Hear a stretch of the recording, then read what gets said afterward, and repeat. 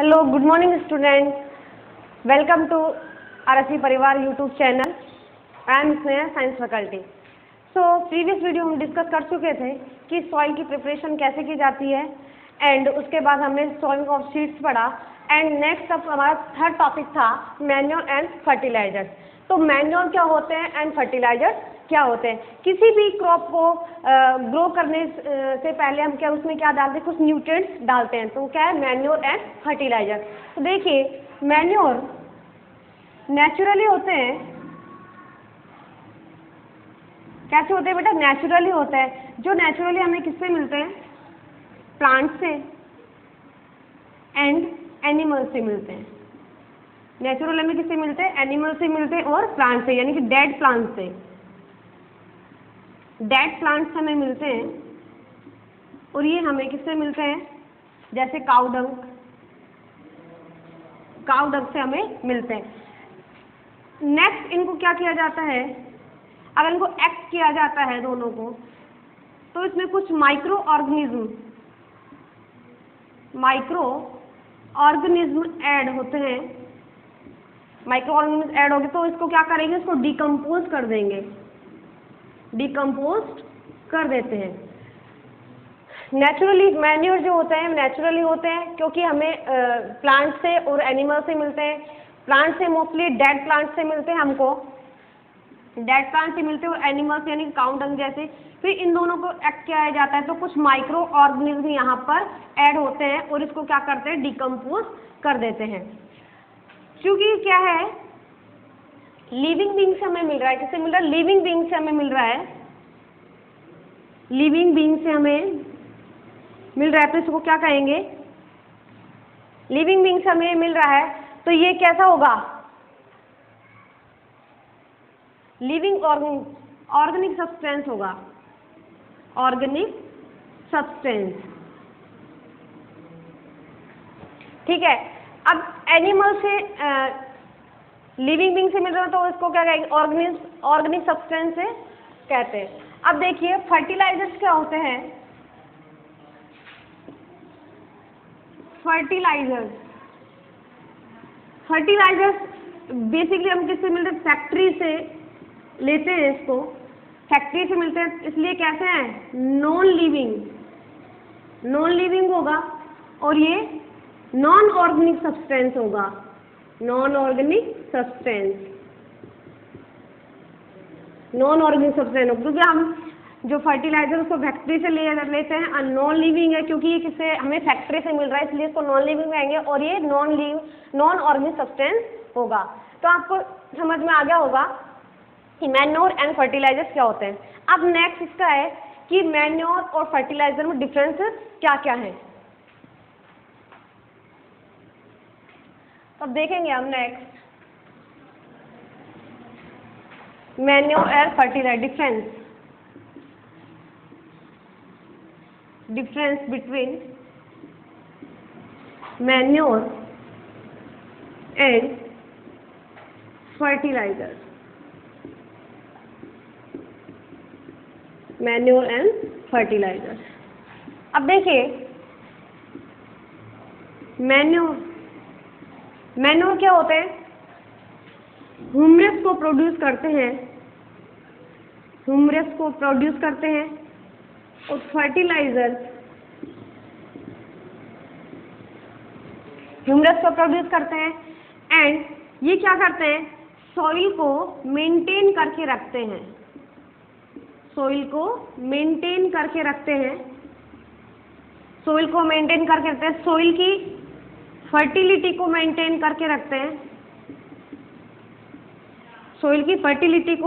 करके रखते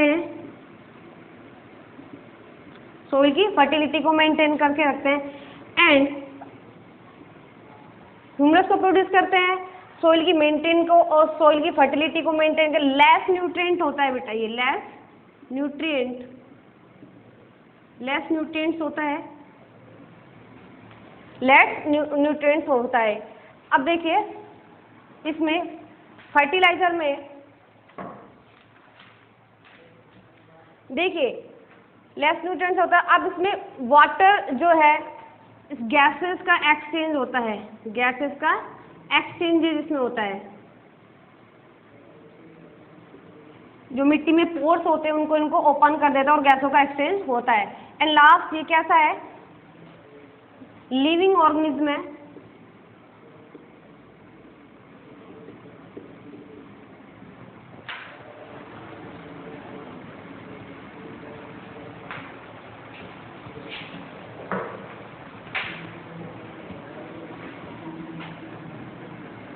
इसी का बता रही हूँ मैं, सोइल की फर्टिलिटी को मेंटेन करके रखता है।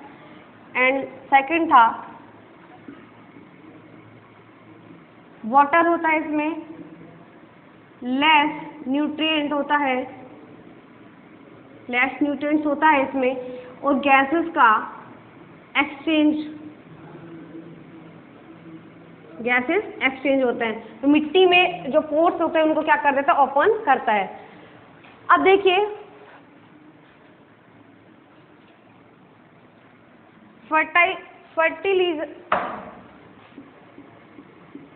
फर्टिलाइजर्स क्या होते हैं, बेसिकली हम किसी फैक्ट्री से लेते हैं इसको। ये नॉन लिविंग होगा सबसे पहले, नॉन लिविंग,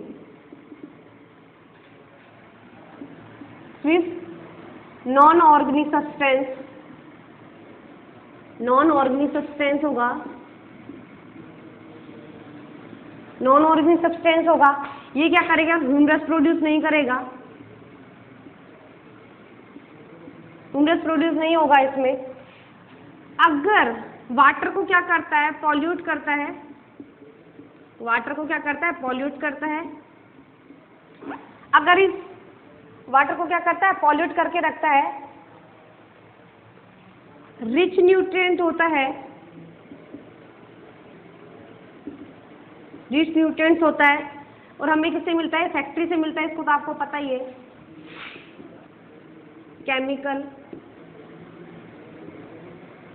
केमिकल फैक्ट्री से हमको मिलता है, रिच न्यूट्रिएंट्स होता है। अगर इसका हमें एक्सेस मिल जाए तो ये क्या करता है, सोइल की फर्टिलिटी को लेस कर देता है, सोइल को लेस फर्टाइल,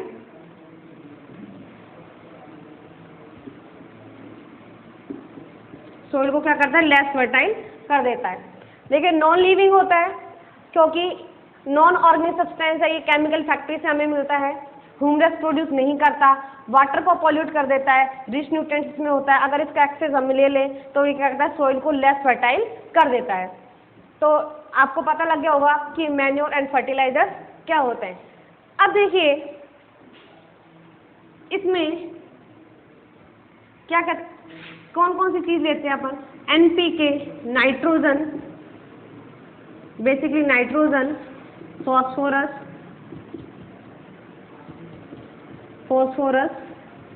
और पोटेशियम। पोटेशियम लेते हैं, नाइट्रोजन, फास्फोरस, पोटेशियम लेते हैं, यूरिया, पोटाश, सुपर फास्फेट इसको लिया जाता है, जो कि हमें किससे मिलते हैं, फैक्ट्री से मिलते हैं, फैक्ट्री से अवेलेबल हो जाते हैं। अब देखिए आपने मैन्योर एंड फर्टिलाइजर्स के बारे में पढ़ लिया, डिफरेंस देख लिया इनमें क्या क्या होता है, ठीक है। अब नेक्स्ट टॉपिक हमारा होगा बेटा इरिगेशन। 4 टॉपिक हमारा था इरिगेशन। आपने सीड्स लगा दिए, प्लांट्स गए, उसके बाद हमें उसकी किसकी वाटर की नेसेसरी होती है उसमें कि हम वाटर इसमें ऐड करें। तो water is important source for plant. Irrigation मतलब सिंचाई करना, यानी कि बहुत प्लांट्स को पानी की बहुत आवश्यकता होती है, क्योंकि बहुत नेसेसरी है प्लांट के लिए कि प्लांट को, किसी भी प्लांट में कितने परसेंट वाटर होता है, 90% क्या होता है उसमें वाटर होता है, ठीक है। ह्यूमन को एंड प्लांट्स को और किसी भी जानवर को लाइव करने के लिए किसकी आवश्यकता होती है? वाटर की नेसेसरी होता है कि वो क्या कर सके, लाइव कर सके, यानी जीवन जी सके। 90% वाटर इसमें होता है। अब जो प्लांट्स है वो वाटर कहाँ से लेता है? कहाँ से? उसकी रूट से लेता है। कहाँ से? रूट से। रूट से उसमें क्या किया जाता है? वाटर ऐड किया जाता है। वाटर किससे लेते हैं? रूट से लेते हैं। अब किसी भी प्लांट को वाटर की नेसेसरी क्यों होती है? ताकि वो अच्छे से ग्रो कर सके, उसके जो पार्ट्स हैं, पार्ट्स वो क्या कर सके? ग्रो कर सके, पार्ट्स उसके अच्छे से ग्रो कर सके। अगर सीड्स की बात की जाए तो उसको वाटर की आवश्यकता क्यों होती है? क्योंकि वो अच्छे से क्या कर सके? जर्मिनेट कर सके, जर्मिनेट कर सके। 90% वाटर आपको पता है प्लांट्स में होता है। जो भी ह्यूमन है एंड जो कोई भी एनिमल्स है तो उसको वाटर की आवश्यकता होती है किसके लिए? लाइव करने के लिए, जीवन जीने के लिए। और वो जो पौधे हैं, प्लांट्स है, वो वाटर कहाँ से लेते हैं? मेनली रूट से लेते हैं। उसके बाद उसके पार्ट्स को उसको ग्रो करने के लिए वाटर की आवश्यकता होती है। एंड नेक्स्ट सीड्स जो होते हैं, बीज, उनको वाटर की आवश्यकता क्यों होती है? क्यों नेसेसरी है? क्योंकि उनको अच्छे से क्या कर सके? जर्मिनेट कर सके। तो देखिए, कोई भी हॉट एरिया है एंड फ्रोस्ट एरिया है, अगर कोई भी हॉट मतलब गर्म एरिया, फ्रोस्ट यानी बर्फीला एरिया है, अगर उसमें पानी रिच होगा, वाटर का लेवल जो होगा वो रिच होगा, यानी कि पानी अगर ज़्यादा होगा तो क्या कर सकेगा? प्लांट्स अच्छे से ग्रो कर सकेगा। क्या कर सके? ग्रो कर सकेगा। कोई हॉट वाटर मतलब हॉट जो प्लेसेस है एंड फ्रोस्ट एरिया है, जो भी उसमें अगर वाटर रिच न्यूट्रिएंट्स अगर वाटर का होगा उसमें, तो क्या प्लांट्स क्या कर सकेगा? अच्छे से ग्रो कर सकेगा। अब देखिए, इरिगेशन हमने पानी दे दिया। अब पानी के सोर्सेज क्या क्या हैं? हम प्लांट्स में कैसे किस से हम पानी उसमें प्लांट्स में पहुंचा सकते हैं? तो देखिए, इरिगेशन में हम पढ़ेंगे कि सोर्सेज कौन कौन से हैं उसके। तो देखिए, नेक्स्ट टॉपिक है बेटा, सोर्सेज क्या क्या हैं, प्लांट्स तक जो है वाटर को कैसे पहुंचाया जा सकता है। तो देखिए, सोर्सेज क्या क्या हैं। देखिए, नेचुरली हमारे पास सोर्सेज क्या कौन कौन से होते हैं? वेल्स होते हैं, ठीक है, पाउंड्स होते हैं, डैम्स है, रिवर है, पाउंड्स है, वेल्स है एंड लेक्स है, और भी है कैनल्स है, ट्यूबवेल्स है, कैनल है, ट्यूबवेल है, ट्यूबवेल से। हम पहले जो पानी है वो वेल्स, पाउंड से, डैम से, रिवर यानी कि नेचुरली जो होते हैं लेक्स है एंड कैनल्स एंड ट्यूबवेल से हम क्या करते हैं? इरिगेशन करते हैं, प्लांट्स तक पानी को पहुंचाया जाता है। अब देखिए, इसमें कुछ 2 मेथड्स हैं, ट्रेडिशनल मेथड भी है एंड क्या है? सेकंड है इसके ट्रेडिशनल मेथड और दूसरा है मॉडर्न मेथड भी हम इसके पढ़ेंगे। तो हाँ, आप उसमें देखेंगे कि ट्रेडिशनल मेथड में कौन कौन से सोर्सेज होते हैं एंड जो मॉडर्न मेथड है उसमें कौन कौन से सोर्सेज होते हैं, पानी को कैसे पहुंचाया जाता है। तो देखिए, ट्रेडिशनल मेथड हम पढ़ेंगे पहले। ट्रेडिशनल मेथड, ताकि वाटर इसमें जो होता है वो वेस्ट होता है, वाटर को काफ़ी वेस्ट किया जाता है इसमें ट्रेडिशनल मेथड में। अब देखिए, ट्रेडिशनल मेथड जो है उसमें फर्स्ट है पुली सिस्टम। पुली सिस्टम है, ठीक है, पुली सिस्टम जिसे हम क्या कहते हैं? मोट भी कहते हैं, पुली सिस्टम है। उसके बाद है चेन सिस्टम है,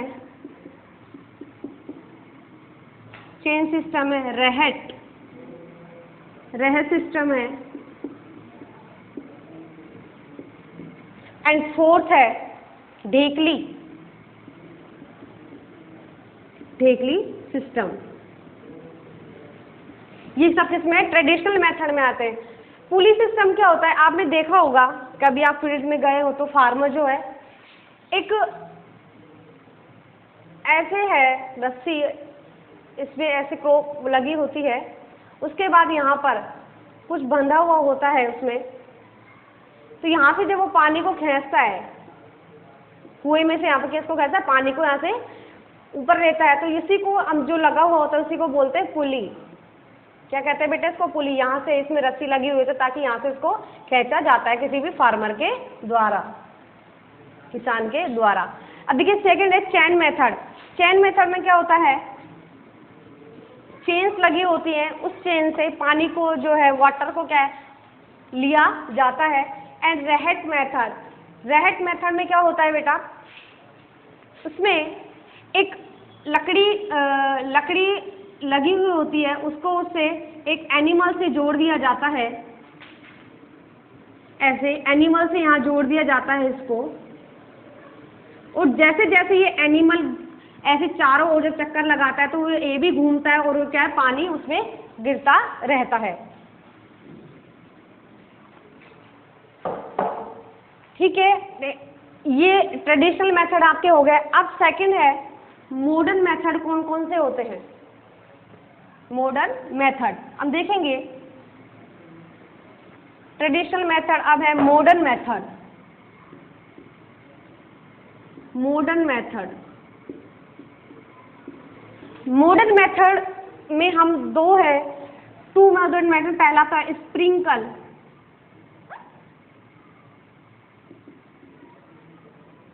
स्प्रिंकलर मेथड,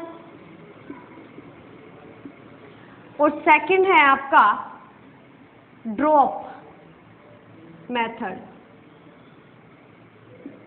कैसा है, ड्रॉप मेथड है, पहला है स्प्रिंकल मेथड और सेकंड है ड्रॉप मेथड या ड्रिप मेथड भी किसको कहते हैं, ड्रिप मेथड।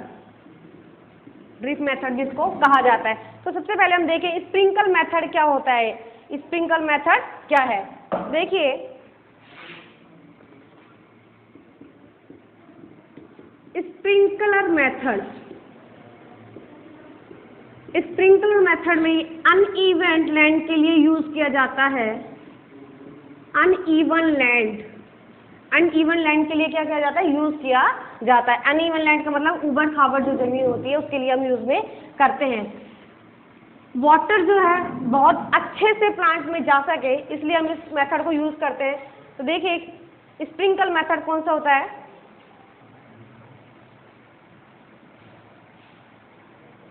मैं आपको एक छोटे से डायग्राम के थ्रू समझाती हूँ। यहाँ पे ये मोटर लगी हुई होती है, इधर तक तो जाएगा, इधर देखिए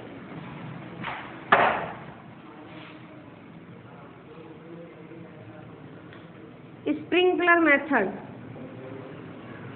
ये वेल है, यहाँ पर वाटर की जो मोटर है वो लगी हुई होती है कुछ इस टाइप, इसको ऐसे से जोड़ा जाता है और यहाँ पर कुछ ऐसे प्लांट्स लगे होते हैं ताकि इसमें पानी आराम से जा सके। आपने देखा होगा सबने फील्ड में कुछ ऐसे इसमें स्ट्रक्चर इसकी होती है। देखिए इसको स्प्रिंकल मेथड बोलते हैं। अनइवन प्लांट के लिए, अनइवन लैंड के लिए यूज किया जाता है। ये पानी की सप्लाई यहाँ से होती है, पानी की सप्लाई होती है, उसके बाद ये प्लांट तक जाते हैं ऊपर इसके चारों ओर ऐसे, ताकि जो वाटर है वो सभी प्लांट में प्रॉपरली रूप से जा सके। ये स्प्रिंकल मेथड है। इसमें पानी की भी बचत आसानी से हो सकती है, जबकि पानी ज़्यादा वेस्ट नहीं होता। इन सेकंड मेथड है आपका ड्रिप मेथड। सेकंड मेथड है बेटा आपका ड्रिप मेथड। सेकंड है drip method. Is the best method. Drip method जो है क्रॉप के लिए बहुत ही बेस्ट मेथड होता है। मेनली डेजर्ट उसके लिए जो है ये डेजर्ट एरिया है, उसके लिए ये जो मेथड है बहुत ही बेस्टफुल होता है। देखिए ड्रिप मेथड में क्या होता है, वाटर को जो है रूट्स तक पहुंचाया जाता है, वाटर को रूट्स तक आसानी, प्रॉपर रूप से जो रूट्स तक पानी उसमें जा सके। तो इसका भी मैं आपको एक डायग्राम बना देती हूँ। देखिए तो यहाँ पे वेल है, कुआं, तो यहाँ मोटर है,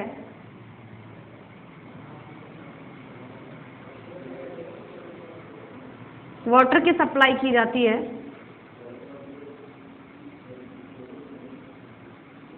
प्लांट्स ग्रो होता है, तो मेनली रूट्स तक ये आसानी से वाटर की सप्लाई की जाती है। कुछ लाइक ऐसी स्ट्रक्चर आपने देखी होगी, यहाँ से वाटर के थ्रू जो पानी है प्लांट्स तक सप्लाई किया जाता है।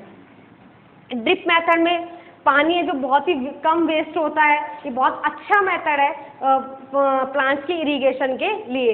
तो मेनली जो फार्मर है वो इसका यूज किया जाता है, ड्रिप मेथड का एंड स्प्रिंकल मेथड का। अब हमारा नेक्स्ट टॉपिक होगा प्रोटेक्शन फ्रॉम वीड्स, यानी कि कैसे कैसे वीड्स को जो है प्लांट्स को है वीड्स से रिमूव किया जाता है, वीड्स को कैसे रिमूव किया जाता है प्लांट से। तो सेकंड मेथड है next protection from weeds, protection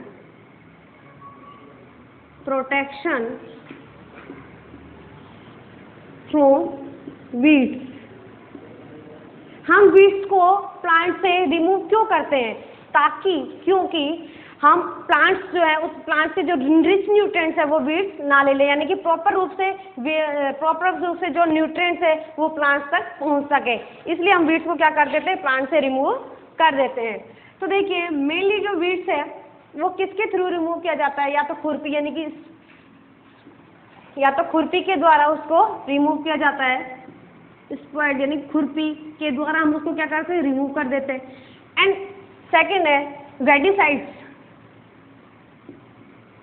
weedicide का यूज किया जाता है, इसका स्प्रे किया जाता है, तो क्या क्या स्प्रे किया जाता है, इसका स्प्रे किया जाता है जो कि फार्मर के लिए काफ़ी हार्मफुल भी होता है। ये फार्मर जो है अपने माउथ पे मास्क लगा के इसका स्प्रे किया जाता है, इसका स्प्रे किया जाता है ताकि वो वीड्स है उसमें से रिमूव हो जाए प्लांट से, स्प्रे के द्वारा वीड्स को भी हटाया जाता है। ठीक है, इसमें वीडिसाइड्स में 2,4-D आपने सबने देखा होगा, 2,4-D को प्रयोग में यूज में लिया जाता है, वीड्स को हटाया जाता है। मेनली ये जो स्प्रे है वो कब किया जाता है, इन 2 कंडीशंस में इसका क्या किया जाता है, स्प्रे किया जाता है। कब किया जाता है, जब या फ्लावर ग्रो करें, फ्लावर्स की ग्रोविंग हो तब, और सेकेंड है जब सीड्स जब क्या होते हैं, जर्मिनेट हो, सीड्स क्यों जर्मिनेट, तो तब के ये स्प्रे किया जाता है ताकि वीड्स को क्या किया जा सकते हैं, रिमूव किया जा सकता है। इससे क्या होगा, वीड्स आपका है वो रिमूव प्लांट से हो जाता है और रिच न्यूट्रिएंट्स है जो वो मेन प्लांट तक पहुंच सके। अब देखिए प्रोटेक्शन वीड्स आपने पढ़ लिया। अब नेक्स्ट टॉपिक अब हमारा होगा, नेक्स्ट टॉपिक बेटा क्या होगा, हार्वेस्टर होगा। क्या, अब आपने देखो सॉइल प्रिपरेशन पढ़ लिया, उसके बाद आपने सॉइल सीड्स पढ़ लिया यानी मैन्योर एंड फर्टिलाइजर्स पढ़ लिया, उसके बाद आपने इरिगेशन पढ़ लिया, इरिगेशन के बाद आपने लास्ट प्रोटेक्शन फ्रॉम वीड्स यानी कि वीड्स को कैसे रिमूव किया जाता है मेन प्लांट से, वो आपने पढ़ लिया कि कैसे कैसे हम यूज में लेते हैं। अब देखिए लास्ट 6 टॉपिक है आपका हार्वेस्टर। अब हार्वेस्ट यानी कि इकट्ठा करना, हम कैसे कैसे प्लांट जो क्रॉप है उसको इकट्ठा कर सके। तो 6 है आपका हार्वेस्टिंग, हार्वेस्टिंग यानी कि प्लांट्स को इकट्ठा करना।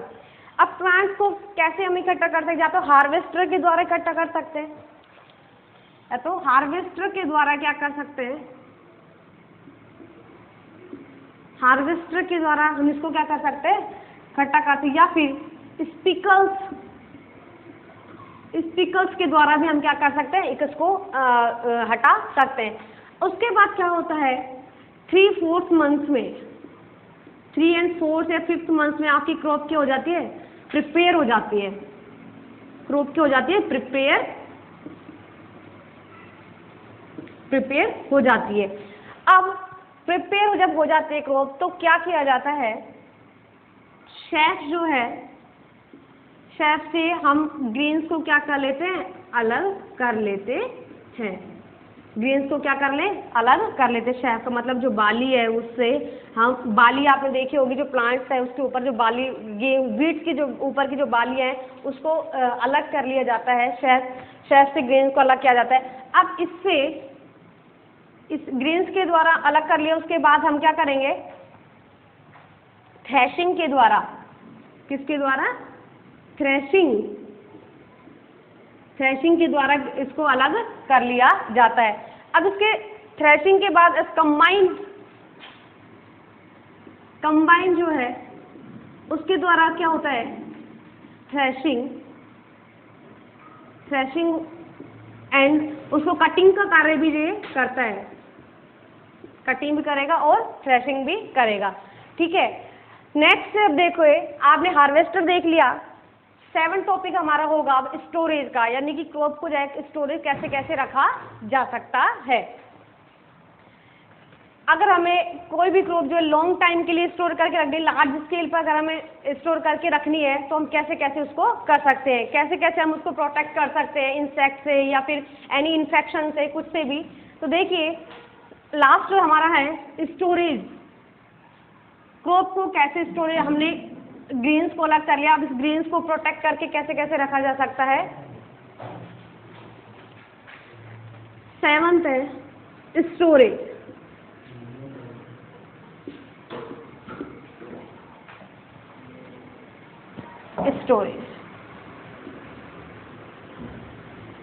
स्टोरेज देखिए, अब देखिए क्रॉप तैयार हो चुकी है, प्रिपेयर हो चुकी है, उसके बाद हमें इसको क्या करना है, स्टोर कर रखना है।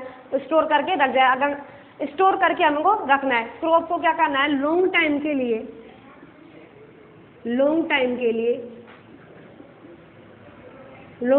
लिए हमको अगर स्टोर करके रखना है तो कैसे करेंगे। देखिए, लॉन्ग टाइम के अगर हमको स्टोर करके, तो हम इसको किस से बचाते हैं,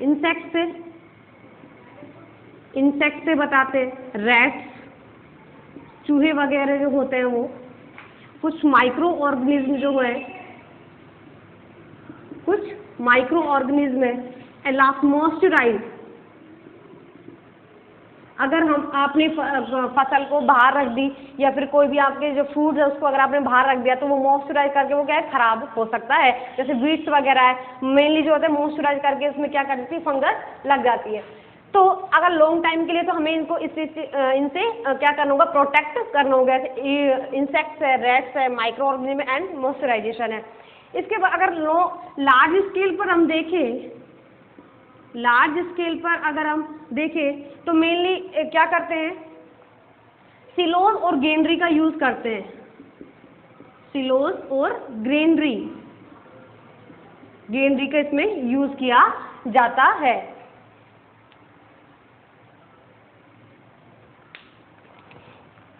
सिलोज और ग्रेनरी का इन सबसे प्रोटेक्ट करने के लिए फार्मर क्या करता है, jute bags and metallic beans के द्वारा जो आपका फूड्स है उनको क्या कर प्रोटेक्ट करके रखा जा सकता है। देखिए, स्टोरेज यानी कि इकट्ठा करके रखना। अगर क्रॉप को लॉन्ग टाइम के लिए अगर आपको रखना है, तो क्या करना है, उनको किस इंसेक्ट से आपको प्रोटेक्ट करना होगा, इंसेक्ट से, रैट से, माइक्रो ऑर्गेनिज्म से एंड मॉइस्चराइजेशन से। अब इनको प्रोटेक्ट करने के लिए मेनली हम क्या यूज में लेते हैं, जूट बैग्स काम में लेते हैं एंड मेटालिक बीन्स काम में लिया जाता है। अगर लार्ज स्केल पे अगर आपको जो क्रॉप है उसको प्रोटेक्ट करके रखना है, तो सिलोज और ग्रेनरी में हम क्या करते हैं, उसको रखा जाता है। अब देखिए, नेक्स्ट अगर हम होम की बात करें, अगर हम घर में अगर रख रहे हैं, घर में अगर हम उसको इकट्ठा करके होम में अगर रख रहे हैं तो हम बेसिकली किसका यूज़ करते हैं, नीम लीव्स का यूज़ करते हैं, ड्राई नीम लीव्स का हम क्या करते हैं उसमें इकट्ठा करके रखते हैं। या फिर आपने देखी होगी चूहे मारने की जो रैट्स को जो किल करने के लिए क्या किया जाता है, कुछ उसकी गोलियां बनाई जाती है कुछ केमिकल्स की, तो उसमें क्या करते हैं अनाज में उसको रखा जाता है। ठीक है बेटा, ये हो गया। अब देखिए स्टोरेज आपका लास्ट टॉपिक था, स्टोरेज हो गया। उसके बाद आपका नेक्स्ट टॉपिक होगा फूड फ्रॉम एनिमल्स, यानी कि आपने देखो एग्रीकल्चर के थ्रू आपने क्रॉप को आपने क्या करें हार्वेस्ट करके रख लिया, स्टोर करके रख लिया। अब जो है एनिमल्स के द्वारा कैसे कैसे फूड को लिया जाता है, आपने एग्रीकल्चर के थ्रू फूड्स को ले लिया, अब एनिमल्स के थ्रू कैसे कैसे फूड को लिया जाता है। तो नेक्स्ट टॉपिक हम पढ़ेंगे फूड फ्रॉम एनिमल्स। आप अपनी पढ़ाई को रेगुलर कर सकते हैं। अगर आप लाइव देख रहे हैं या लाइव आपको सुन पा रहे हैं तो प्लीज़ बेटा आप क्या ज़्यादा से ज़्यादा लाइक करें, शेयर करें, सब्सक्राइब करें। अगर आप राइट करें तो प्लीज़ इसको राइट डाउन कर लीजिए। उसके बाद हम नेक्स्ट टॉपिक पढ़ेंगे जो इस चैप्टर का लास्ट टॉपिक हमारा होगा food from animals, food from animals.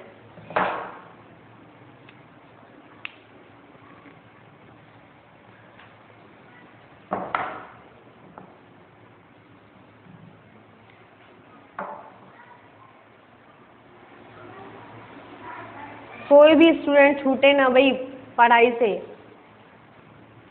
आप बेनिफिट ले सकते हैं इसका।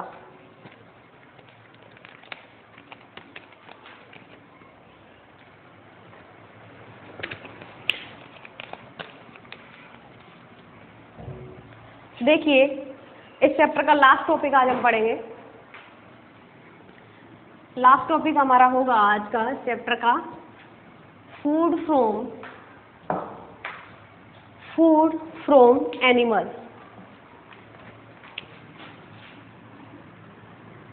Food from animals, food from animals यानी कि एनिमल्स के थ्रू हम कैसे कैसे फूड्स को ले सकते हैं। देखिए एग्रीकल्चर में आपने देख लिया कि फूड्स को कैसे प्राप्त किया जाता है, यानी कि क्रॉप से हम कैसे कैसे ग्रेन्स को लेते हैं। सबसे पहले आपने सॉइल प्रिपरेशन पढ़ा, उसके बाद आपने, मैं एक बार वापस से रिवाइज कर देती हूँ, सॉइल प्रिपरेशन पढ़ा, उसके बाद सोइंग ऑफ सीड्स यानी कि बीज को बोना, उसके बाद थर्ड आपने मैन्योर एंड फर्टिलाइजर पढ़ा, फोर्थ आपने पढ़ा इरिगेशन पढ़ा, क्रॉप प्रोटेक्शन पढ़ा एंड स्टोरेज पढ़ा एंड लास्ट आपने हार्वेस्टिंग पढ़ा। ठीक है, अब देखेंगे फूड फ्रॉम एनिमल्स यानी कि कैसे कैसे एनिमल्स के थ्रू फूड को लिया जाता है। अब देखिए इंडस्ट्रियल एरिया जो होते हैं, इंडस्ट्रियल एरिया जो होते हैं उसमें मोस्टली क्या मिलती है, फिशेज मिलती हैं, फिशेज मिलती हैं। क्या इंडस्ट्रियल एरिया में मोस्टली क्या मिलती है, फिशेज हमको मिलती है, जिससे हमको उनसे क्या मिलता है, कोड लीवर मिलता है, कोड लीवर हमें मिलता है, जिसमें रिच क्या होते हैं,